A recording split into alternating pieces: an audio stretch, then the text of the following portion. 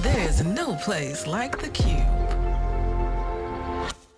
Well documented that Black and LGBTQ candidates routinely are receiving less in terms of donations. Our people don't take us as seriously. People are disrespectful. People are patronizing. And I'm willing to actually talk openly about that because, again, I don't derive my sense of self from these things. Like, I see myself as a clinician carrying out this work because I care that much about people. I don't know how I could get up every day if I did, in a context where everything about the political system is set up to exclude me and my communities, to keep me at the door, to remind me of my place.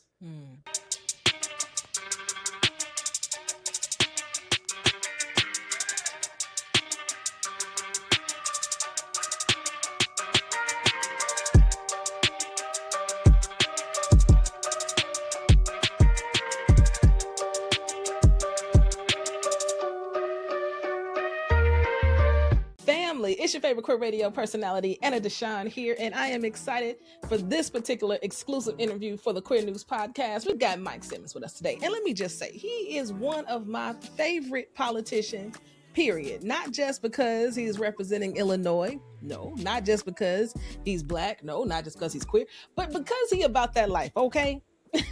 Mike has been serving in the Illinois State Senate since 2021. And you know, if you don't know, let me tell you, he was also the first openly LGBTQ person and first Ethiopian American to serve as an Illinois State Senator. So he's about this history of making history, you feel me? But he's also about this life. In just 4 years, he's passed 50 bills into law, okay?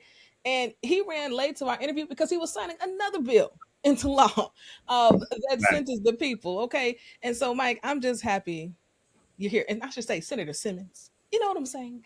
All the things you are. Welcome to the show. Thank you so much for having me. Of course. I've known Senator Simmons for such a long time, it feels. And we got you on the show because you're looking to make another step in your political journey for running for U.S. Congress. Like, you have a great job. You are serving a community in which you have lived in. Tell me, why did you want to make this move right now? Yeah, because we need strong voices in Congress. We need authentic voices in Congress. We need real service. We need real allyship. We need real lived experiences shaping the debate around the issues in Congress right now that affect our communities, my communities. And we need people who are, as you said, about that life. You know, I'm proud to be from the community. I am, and I come from so many communities as an intersectional state senator and community member, and it comes down to I want the best type of representation for me and my family and the generation that comes next, and that's why I feel so strongly about making this leap, running for Congress.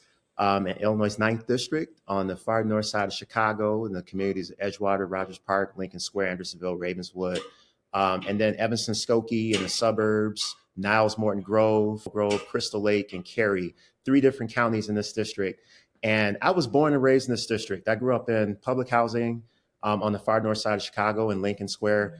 And, you know, I need to know that the next generation is going to have the rights that I had to walk into libraries where there isn't book banning. Book banning doesn't become the norm, where our public schools are being blown up and completely taken over by the right wing MAGA movement that wants to eradicate LGBTQ teachers from schools so that the students don't learn about LGBTQ leaders like myself. We have an affordability crisis in this country where we haven't raised the minimum wage in 25 years because, in my opinion, Democrats that represent our communities are not fighting anymore.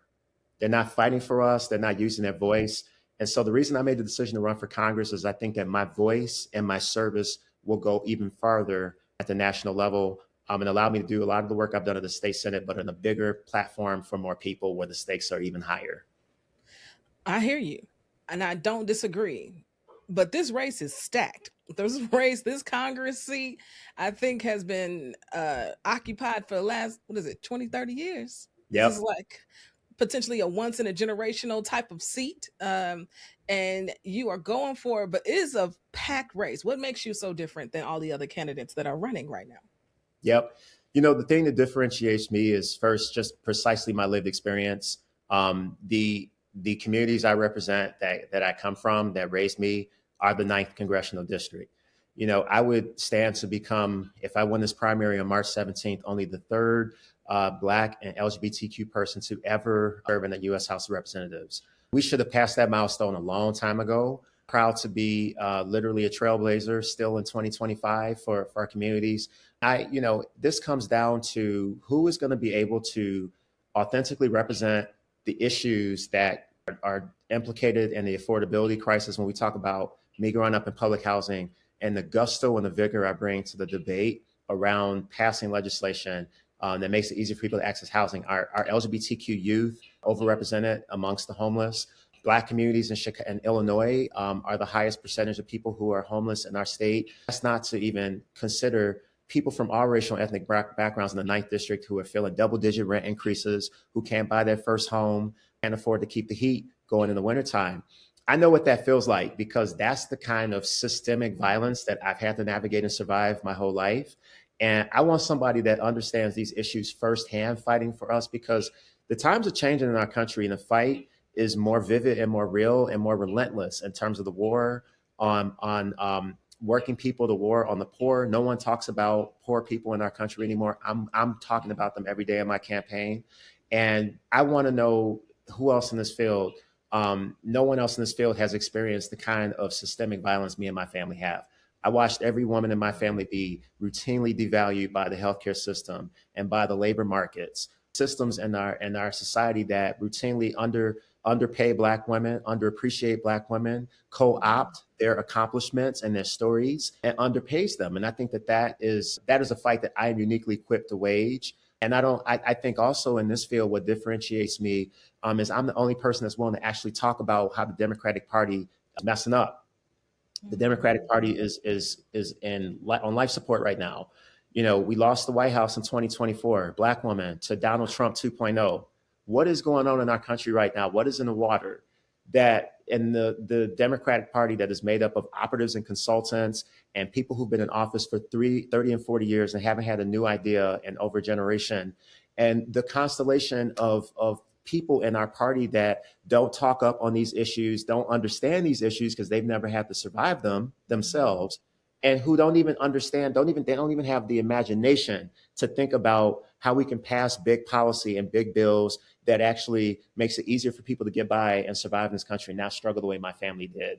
No one else in this field brings that kind of perspective and that record, the receipts that I have in the state Senate of talking up and pushing back on my own party, like I did in 2023, when some of my colleagues, Democrats in the Illinois Senate, didn't want to vote to make Illinois a sanctuary state for trans families.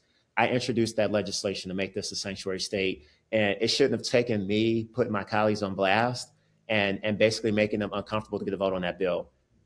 We got it done. We are now a sanctuary state for trans families. But imagine if I wasn't even in the room. And this is what I mean when I talk about authentic representation and having lived experiences. It's just a whole different way that you come at these issues, a whole different swagger, it's a whole different vocabulary. And that's the kind of representation that this congressional district deserves. And that's frankly what we're going to need right now in Congress, given the just the war on our country that the Trump administration is executing every day. Absolutely. And right now, when I'm reporting on the news of the day, everything that's happening is us having to be on the defensive. They are waging a war of chaos very effectively, while also causing extreme harm to so many communities living at so many intersections in this moment. How do you be proactive? Like, how do you, as a politician in this moment, be creative? What does creative legislation look like? What does proactive legislation look like, while still having to defend, right, basic human rights that I thought we were way past this moment, but alas, here we are. How do you do that, Senator Simmons? Yes. What a fabulous question. So I talk all the time on the campaign trail about creative protest. And creative protest is what we need people representing us to engage in. And what that looks like is, I'll give you an example. And I first came to the Senate in 2021. I introduced legislation to create a child tax credit in Illinois. That's a working class tax cut for working moms and dads in our state. It took 3 years to get this bill moving. Part of what I did is I organized a bunch of single parents in my district because I have these people's councils that I put together where we write policy with the people because they're the ones that are closest to the pain and they have the best answers and not some expert sitting in some ivory tower downtown. And I was proud to, push forward and say, all right, we're going to bring in these single parents. We are going to ensure that they have a voice in this child tax credit legislation. We're going to bring them in the Capitol. We're going to flood the Capitol. And that's what we did. That's how I got down. We did op-eds and we approached this role the way an organizer would approach it, a real organizer. And we got a child tax credit passed in 2024. It's now law. And then we actually doubled it just a few months ago in 2025. And so that's how I throw down. That's not just going to the state Senate and voting the right way, voting the way, somebody pat me on the head and said, Democrats going to go yes yesterday and you're going to do that. That's not how I roll. That's not how I roll. And we know that to really move real legislation that really has a concrete and noticeable impact on regular people, that's how one must move. And that is the kind of creative protest that is going to be required. Whoever represents us in Congress from the 9th District, I would submit that I am the only person in this very crowded field who has the receipts of actually having done this work and actually having been effective and not just popping off all day on social media or talking in Democratic polar plate. It means nothing to regular people about what they have done or haven't done. Now tell me more about these people councils. What does this look like? How do you gather these people? Your staff must be amazing. Tell me more. Yes, I got the best state any best staff any senator has ever assembled. I mean that because my staff, by the way, shout out to my staff. They understand the vision. We are mutually bought in this goal of empowering people and connecting them to their representatives in government. And it just means that we do the work. And, it's not easy to pull together. We got 9 people's legislative councils. They're made up. One of them is single moms. One of them is for returning citizens. One of them is for seniors. One of them is for those who are survivors of gun violence. And I could go on and on. We put those categories together based on people that we know are routinely left out of decisions. Those are communities that there are people that sit in ivory towers writing papers about them all day, but don't understand what it's like to have an uncle be put in prison with no trial because they're poor, or understand what it's like to have a parent in prison, or understand like me, what it's like to have a single mother stay up late at night trying to decide how she's going to pay her bills. And my staff and we go out there, we find people at community events, block parties, things like that. And we have real conversations with people, allows us to build a relationship with the community. And then we call those folks and say, hey, we have this dope, legit People's Councils initiative that we're doing. We think you would be a great fit for it. And they always want to be down. And we convene them in our office and we talk about why we even need a child tax credit. We have moms talking about how they wish they could go to their kids' parent-teacher conferences, but their boss, they work in these kind of jobs where you get a schedule 24 hours before. And so they don't know when their schedules are going to allow them to spend time with their family, and all this other systemic stuff and policy violence that is becoming, it's just the status quo. It's the status quo. And so, we've been able to organize those councils over the last several years. I want to replicate this if I win this congressional seat. When I win this congressional seat, we're going to have people's councils at the national level. And imagine connecting public housing residents in Rogers Park with their congressional office, where they actually get to bring their voice into the discussion around housing in this country. Or imagine what it's like to get bus drivers on the purple and red line who can become a part of my people's councils to push for federal funding so that we can reinvest in our public transit the way we just did with the big bill signing we did this morning. That's how I throw down. And again, I think that's a differentiator in this field because no one has done that kind of work. And that should be the norm. It should absolutely be the norm. And it's intentionally, and I think politicians and politics as a whole makes it hard for people to understand on purpose. And I think the reason there has been such a wide gap in understanding is because the way that law is written, it isn't plain enough for the normal human being to actually understand what is going on and what it takes to actually pass a law. And so people become disengaged, and then they feel like it doesn't impact them. When in fact, whether you do politics or not, it does you every single day, every time you wake up. And so the fact that you are involving people in the writing of policy and engaging them, and meeting them where they're at really does. I mean, I think that is truly the work. And that's the work so many of us need to be doing, because when people feel like a law or a policy is going to impact them, they want something to say about it. Folks That's ain't right. short of an opinion, okay? They Mm, just don't know where to give it and who's going to listen and who right. cares enough, right? Ask my moms, they'll tell you. Yeah, they'll tell you every single time. Now, in today's environment, I mean, we're living in a hellscape that Trump and his cronies and friends have created. And so, in this environment, what does it mean to be a Black queer politician? What does it mean to represent queer folks in these legislative bodies in this moment? Woo, that question. Yeah. Um, that question. I'm gonna write a book about that. I promise you. I'm sure Um, you could write a whole like yeah, anthology series about this in yeah, the moment. I mean, it's just so much going on. I want to know how you're living with this, how you're approaching it, yeah. and what it looks You like. know, it's very isolating work. Mm. And I say this because this is not about me. I'm not running for Congress for myself because, as you said earlier, I've been effective where I'm at. I don't need the glamour. I don't need the special title or any of those other things. That's not where I derive my sense of self. I think it shows in how I Mm. conduct myself, how I carry myself. And so, what I would say there is that, as a Black and queer person, and first of all, what does it even mean to be queer, right? Like, I am Black, I am gay, but queer is beyond that. It is about a whole different way of looking at the world and interacting with oneself and with one's neighbors and community members that is recognizable, I think is liberatory. And that's what I'm all about. Mm. And that means that, my cousin told me last night, I was having a little meet and greet in Edgewater. Cousin, by the way, is like, she went to Harvard Law School. Her dad is Ethiopian. Her mother's African American, just like me. She's same age. She moved to South Africa. She left. She got out of here, Mm. and she came back to visit for Christmas with her little 3-year old. And she saw me speak in this room, and she said, cousin, you know what I realized about you when I saw you up there? She's like, you're born for this. Mm. She's like, you have the talent and you have the record and the whole way of going about this. And frankly, like the scars, right? And like I talk about the underbelly of this work pretty frequently, Yeah. but it means that in raising money for Congress, I can look at donors who literally give me one amount or one donation and they give my opponents twice that.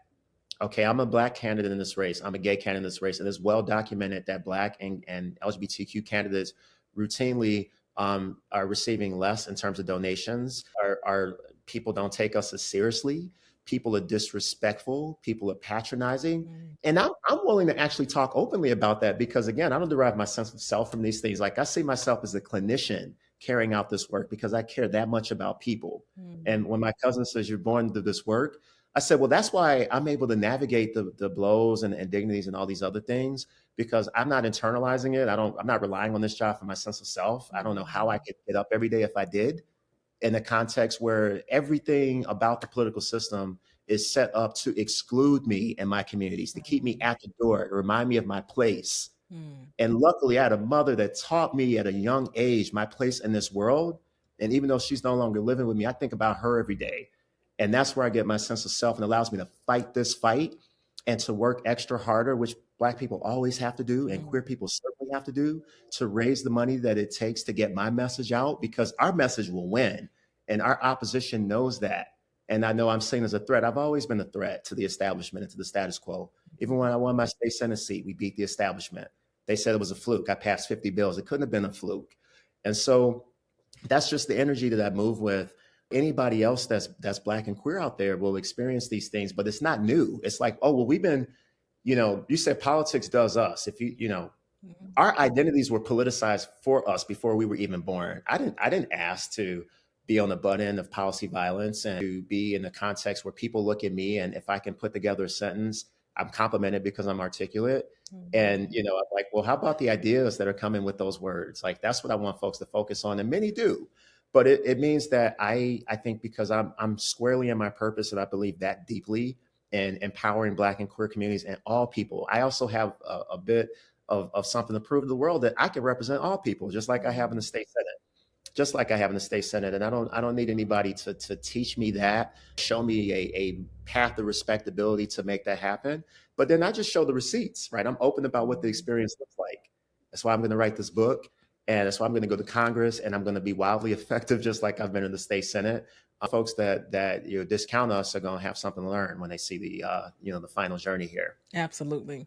And I love that you don't look like a person who is the state senator from Illinois or, vying to be the next congressperson. I love that about who you are. I love how you show up in the world. And for folks who are listening, who maybe this is their first time hearing you speak, I would love for you to drop them a word on why they should support you and tell them where they can find and donate and volunteer and all the good things. Yeah. Well, I think you should support me because I will meet the moment. I am a person of the moment, a Black and openly gay person who is proudly queer and who is a very effective state senator. 50 bills passed in 4.5 years is also how I differentiate myself in this crowded primary. I put my record up against all my opponents combined. The way that folks can get down with me is go to MikeSimmons.org, MikeSimmons.org. MikeSimmons.org. Check out my website. I want you to be a volunteer with us. I want you to take ownership of this campaign if you believe what I'm saying and understand that this is bigger than just me as a candidate. This is going to be about our communities. This is going to be about who is going to fight for us in the next 5 or 10 years. People that read about us and talk about our struggles are people who actually come from the struggle. I want somebody there who actually comes from the struggle. And I want your viewers to get down with this campaign because I can't win without my community. Mm-hmm. I can't, because the system is set up to keep me at the door. But I don't let it stop me. I'm blazing the path. I'm willing to do that. I want to bring some folks with me. I want to also ask folks to go to my social media. I'm at Instagram at Senator Mike Simmons. I'm a very kinetic person, so that's where my best content is, just seeing me move about, interacting with people, talking about what's going on. And then I'm also on Blue Sky at Mike Simmons for Ill, Facebook, Mike Simmons for Congress. And we're also on TikTok. I'm on TikTok. Mike TikTok. Simmons. New on TikTok. It's taken up. We're spreading like wildfire on there. And so, that's what we need. And that's what this is really a movement, a real movement. I'll just say this too, for folks that need a little motivation. Mm-hmm. There are people out there who call themselves progressives, who call themselves the member of the left, who call themselves Democrats, who question my winnability. Mm-hmm. And the reason they question my winnability is because of money. There are 2 people in this race who have raised almost $2 million. Okay. And one of them is a social media influencer that raises all of her money online from all across the country, but just moved here. Okay. Mm-hmm. There's another person in this race who I don't come from wealth and privilege. I didn't grow up in a family where we had wealthy people over for dinner. I don't have rich donors that I can call who ship in tens of thousands of dollars into my campaign. I don't have those advantages. But what I do have is I have a strong and powerful message that is surging this campaign, surging my race. What I have is an authentic story. I have real legislative receipts. And this is the thing that people discount. When I start talking about the policy and the bills I passed, I'm talking from firsthand experience, and I have been in the war and I have come out with the scars, but with wins. Yeah. And that's what our country needs right now is younger people who can get in here, who can go to the rallies, who can make the speeches, who can go on social media, but who also can pass legislation and who can go toe to toe with the bigots in the committee rooms when the cameras are not rolling. And that's the work I've done. I've done it in the state Senate where I've had to push back even on Democrats that don't want to do right by our communities. And I win. I'm about winning. Come on. And so that's why I want people to get down with my campaign, MikeSimmons.org. And we need people to donate to. Give us some money at MikeSimmons.org. Go in there, contribute, because I'm not taking any corporate money. I'm not taking money from AIPAC. I'm not even meeting with them. I don't have any rich donors, but I got people in this district and all across the state. You don't have to live in the 9th district to throw down with us. You can volunteer. You can give us some money, help us get our message out, and we will win. Come on. In that order, hopefully you wrote it all down. If not, it's in the show notes. Okay, click the link. Go follow Senator Simmons. Okay, even on the TikTok. I'm here for this. Thank you so much for joining us, Senator. I appreciate you. Thank you so much, Anna, for the time. I appreciate you. Of course.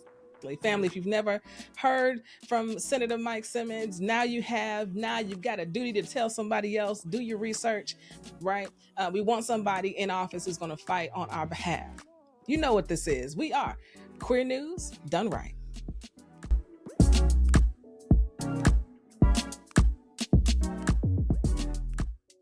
If you've enjoyed what you heard, rate and review us inside your favorite podcasting app. This podcast is written and produced by me, Anna DeShawn. Podcast editing by Ryan Woodhall. And brought to you by E3 Radio and distributed on The Cube. We are Queer News Done Right.